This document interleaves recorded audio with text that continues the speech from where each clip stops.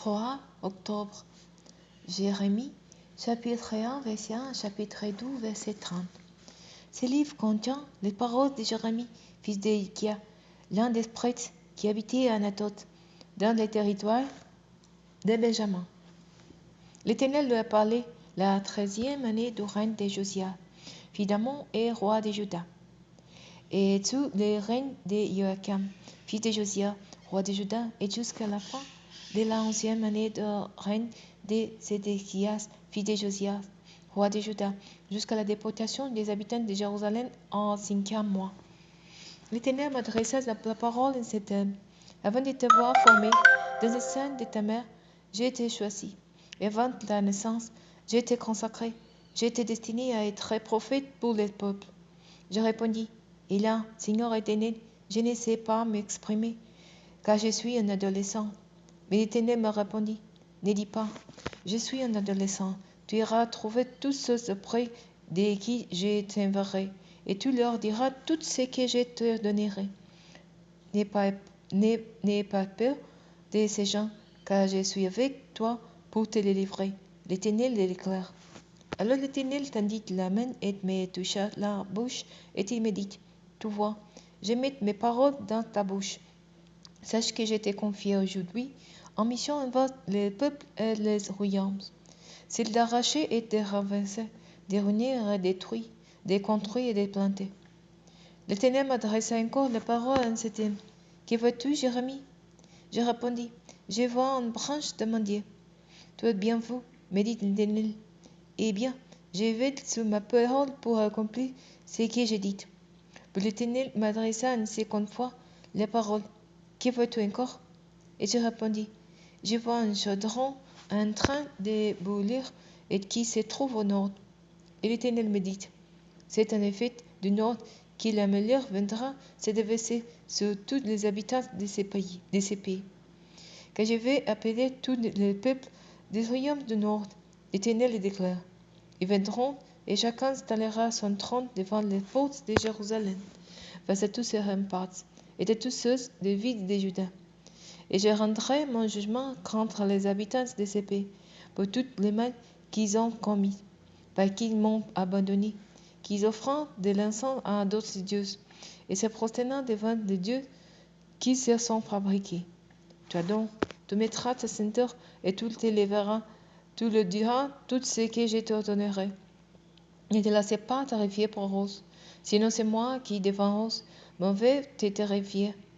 Et moi, dès aujourd'hui, je fais de toi comme une ville fortifiée, comme un pilier de feu, et un rempart de bronze faisait toute l'épée. Voici aux rois de Juda, à ses ministres, à ses prêtres et à son peuple, et te feront de la guerre, mais ils ne l'emporteront pas sous toi, car je suis avec toi. L'Éternel les déclare, je te les livrerai.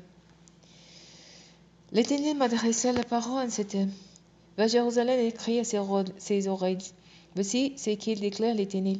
Je me souviens de ton amour au temple de ta jeunesse, et comment tu m'aimais au temple où tu étais un jeune marié, lorsque tu me sauvais, à travers le désert, dans une terre inconnue.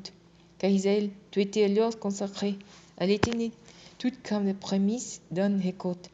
Tous ceux qui en mangent étant châtiés, et le malheur t'atteignait. L'Éternel déclare, vous, communauté de Jacob, et toutes les familles du peuple d'Israël, écoutez la parole que l'Éternel prononce. Voici ce que dit l'Éternel. En quoi donc vos ancêtres m'ont-ils trouvé un tort pour s'éloigner de moi, pour s'en aller après des dieux qui ne sont que du vent et n'être plus eux mêmes que du vent?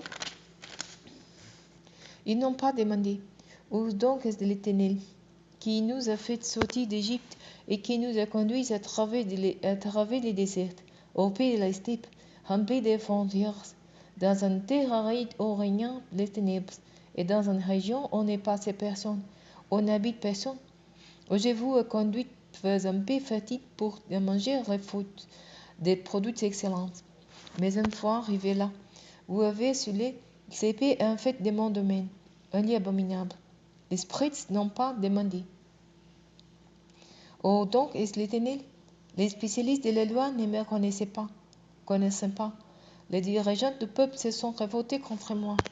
Les prophètes même proclament leurs messages au nom de Dieu Baal. Ils vont après le Dieu qui ne se vante à rien. C'est pourquoi je vous intente un procès, à vous et à vos descendants. L'Éternel déclare, rendez-vous donc dans les îles de Chypre et regardez. Envoyez des hommes à Kédar et qu'ils observent bien. Voyez si jamais il arrive une chose pareille. Existe-t-il un peuple qui est changé de Dieu?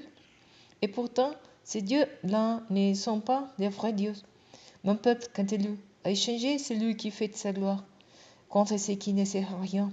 Juste, détenez-vous, soyez horrifiés et consternés. L'Éternel déclare, car mon peuple a commis un double mal.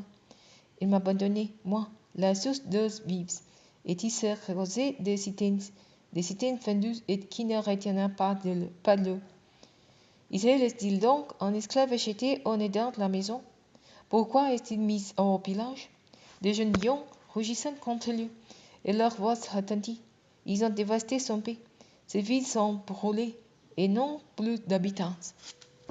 Et même les habitants de Memphis, avec ceux de Daphné, vous ont brisé les crânes. Pourquoi donc tout cela t'arrive-t-il? N'est-ce pas pour avoir délaissé l'Éternel ton Dieu, à lui-même qui t'a guidé sur les chemins? Maintenant, qui t'essaie de partir en Égypte pour aller boire les eaux du Nil, et qui t'essaie de prendre la route pour te rendre en Assyrie, pour aller boire les eaux du fleuve, car ta méchanceté entraînera ton jugement, ton infidélité fera venir ta punition. Sachez-toi bien combien il est mauvais, combien il est meilleur de te tourner, de l'Éternel ton Dieu, de ne plus avoir peu de moi. L'Éternel déclare, le Seigneur des armées célestes. Voici, depuis toujours, tu as brisé ton joug, tu as rompu tes liens, en disant, je ne veux plus être esclave, mais sous toute haute colline et sous toute arbre verte, toi, tout est allongé, tout comme un prostituée. Moi, j'ai été planté comme un cep excellent d'une variété sûre. Comment se fait-il donc que tout soit changé à mon égard et plante dégénérée d'un vigne sauvage? Quand tout est laverait avec de la potasse et que tout implorerait des quantités de soude, la tâche de ta faute resterait devant moi. C'est là ce qui déclare le Seigneur l'Éternel. Comment sais-tu dire? Je ne me suis jamais saoulé. Je ne suis pas allé après les Baals. Va observer dans la vallée les traces de tes pas. Reconnais ce que tu as fait. Jamais laissé veiller qui vagabonde dans tous les sens. Oui, un nid sauvage qui a l'habitude de vivre dans les steppes désertes. Le feu de sa passion lui fait renifler l'air, qui pourrait refréner le dos de ses désirs. Tous ceux qui la recherchent n'auront pas à se fatiguer, car ils la trouvent quand il est en chaleur. Prends garde que ton but ne se déchausse pas. Prends garde à ton aussi, qui va se dessécher. Mais toi, tu réponds, cette peine perdue, j'aime l'étranger et ceux que je veux suivre. Comme un voleur a honte lorsqu'il est découvert. Ainsi seront couverts de honte la communauté d'Israël, ses rois et ses ministres, ses prêtres, ses prophètes. Ils disent à tout bois, tu es mon père, et à la pierre, toi, tu m'as mis au monde. Ils m'ont tourné les dos, ne m'ont pas regardé en face, mais le jour du malheur, ils disent, lève-toi, sauve-nous. Mais en donc sont les dieux que tout est fabriqué, qui s'élèvent donc si pouvant te sauver quand le malheur t'attend. Car au Juda, autant tu es de vignes, autant tu es de dieux. Pourquoi m'intenter en procès? Vous étiez toutes dévotées contre moi. L'Éternel déclare. J'ai frappé de vos enfants, mais c'est peine perdue, car ils n'ont pas voulu accepter la leçon. Vous avez mis à mort par l'épée vos prophètes comme un lion destructeur.